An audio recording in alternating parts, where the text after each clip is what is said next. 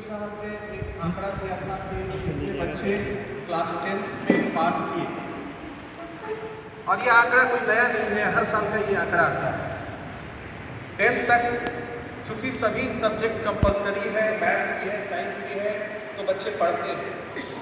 लेकिन 10th के बाद ये देखा जाता है कि साइंस स्ट्रीम की ओर जाने वालों की संख्या बेहद कम होती है। मैं अपने स्कूल की अगर बात करूँ तो करीब 100 से ऊपर बच्चे पास हैं, लेकिन साइंस कितने बच्चों ने लिया, शायद 4, 5, 6 से ज़्यादा में नहीं, और ये हर साल का यही हो रहा है। पहले तो और कम था, अब थोड़ा सा बढ़ रहा है। एक बार की बात बता रहा हूँ मैं, 5-6 साल शायद पहले की बात है। एक लड़का था जिसको मैथ्स में 100 में 100 आया था 10th में। हमने उसको कहा भी कि भाई साइंस ले लो, तुम तो मैथ्स में बहुत अच्छा हो, अच्छा करोगे, लेकिन उसमें कॉन्फिडेंस नहीं आया। वो फिर आर्ट्स ले लिया, इतना नंबर आने के बाद भी तो वो कॉन्फिडेंस या इंटरेस्ट नहीं आ रहा था।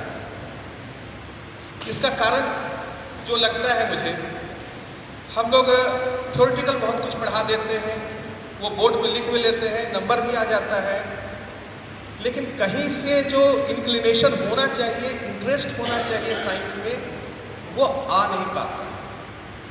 वो थ्योरेटिकली पढ़ लेते हैं, रट लेते हैं, जैसे भी है, जो हमारा एग्जाम का पैटर्न है, नंबर भी आ जाता है, फर्स्ट डिवीज़न आता है, बहुत बहुत नंबर आता है, लेकिन फिर क्यों चले जाते हैं वो दूसरे सब्जेक्ट की ओर। सबसे ज़्यादा तो आर्ट्स में चले जाते हैं, उसके बाद कुछ बच्चे कॉमर्स में, और बहुत थोड़े से बच्चे साइंस में जाते हैं। तो शायद हमको ये कारण लगता है कि हम लोग साइंस को, मैथ्स को इंटरेस्टिंग नहीं बना पा रहे हैं। अगर ये जो वर्कशॉप है शायद उस दिशा में हमें काम करने के लिए प्रेरित करता है कि हम साइंस को कोई बोरिंग सब्जेक्ट के रूप में ना ले जाएं, बल्कि उसको इंटरेस्टिंग बनाएं। एक्सपेरिमेंट का मतलब ये नहीं है कि हमारे पास लेबोरेटरी हो, ये हो, वो हो, जो इस वर्कशॉप में बताया गया।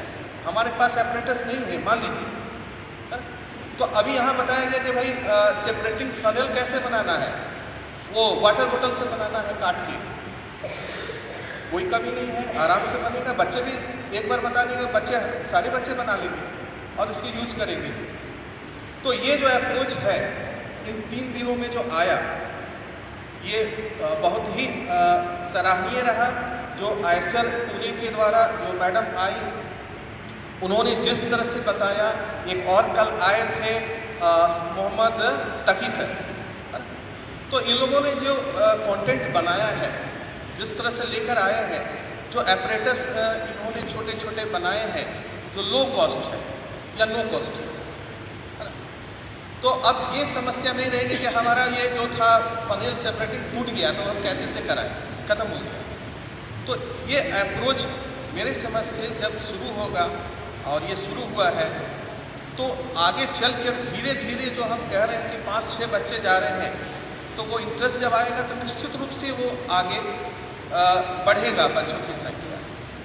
यहाँ कौन कौन सा एक्सपेरिमेंट कराया गया वो बहुत इम्पॉर्टेंट नहीं है।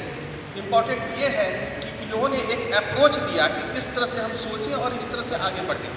इसके लिए मैं हमारे जो संस्था है, आयसर पुणे वाली संस्था जो है, और उन्होंने जो कंटेंट बनाया, जो कुछ दिया, साथ ही हमारे जो मास्टर ट्रेनर हैं, राजेश जी हैं, विभा मैडम हैं और सुमित जी हैं, इन्होंने उसको बहुत अच्छे ढंग से और बहुत इंटरेस्टिंग ढंग से उसको प्रस्तुत भी किया।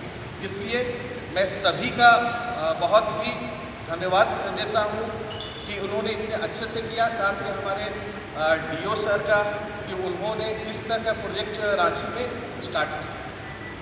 तो बीच बीच में अगर इस तरह का प्रोग्राम होगा तो शायद स्थिति में जो आ रही है कि बच्चे कम जा रहे हैं साइंस की ओर, वो साइंटिस्ट बनना नहीं चाह रहे हैं, बल्कि वो ब्यूरोक्रेट में ज़्यादा जाना चाहते हैं, है ना। तो पता नहीं क्या कारण है। शायद एक कारण ये भी है कि साइंस में उनको इंटरेस्ट नहीं हो रहा है। तो यह वर्कशॉप बहुत ही फ्रूटफुल रहा, बहुत ही अच्छा रहा और हम चाहेंगे कि बीच बीच में ये होता रहे इस तरह का, ताकि जो बीच में जड़ता वाला आ जाता है बात, फिर से लोग रिचार्ज हो जाए। धन्यवाद।